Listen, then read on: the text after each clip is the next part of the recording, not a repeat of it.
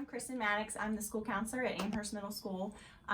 We had the Beautiful Tomorrow Assembly here today, and I thought that this assembly was the best thing I could have done for my students. It's focused on all of the different aspects that I try to work with my students on, from bullying prevention, cyberbullying, social media awareness, and positive and healthy relationships. I'm so glad that we were able to have them here today.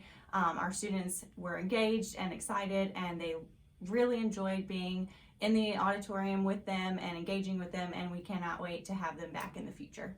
My favorite part of the Beautiful Tomorrow Assembly was the Q&A, where students got to stand up and ask questions, real life questions, and then I also really enjoyed the dance floor where the kids got to come up and be a part of it instead of just staying in their seats. I felt like that was a way to connect with them and engage them, and those were my two favorite things.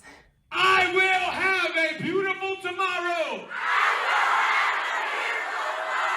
I don't need you to tell me I'm beautiful. Yeah. I tell myself every day. Every day. In the mirror, know I'm unusual.